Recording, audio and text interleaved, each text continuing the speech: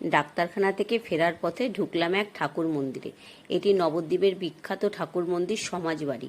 ঢুকে দেখি প্রসাদ বিতরণ হচ্ছে, আর কত ভক্ত লাইনে দাঁড়িয়ে সেই প্রসাদ নিচ্ছে।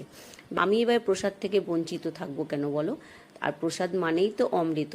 ব্যাস, আমিও দাঁড়িয়ে গেলাম তাদের মাঝে। তা লাইনে দাঁড়িয়ে সকলে প্রসাদ নিচ্ছে আর সরে যাচ্ছে।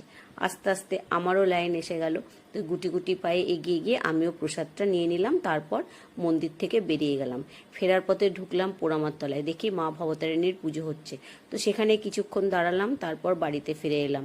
এবার ফ্রেশ হয়ে প্রসাদটা খেতে বসবো। তো যাই হোক বন্ধুরা, ফ্রেশ হয়ে নিয়েছি আর একটা পাত্রে প্রসাদটা ঢালছি। দেখো, প্রসাদটা এখনো গরম আছে। এবার প্রসাদটা কিছুটা আমি খাবো আর কিছুটা আমার 2 ছেলের জন্য রেখে দেবো। তো কাগজের ওপরে কতটা প্রসাদ লেগেছিল, ভাবলাম এটা আগে খেয়ে নিই। দেখো বন্ধুরা, ভোগটা এখনো খুব গরম আছে, আগে প্রসাদটা খেয়ে নিই।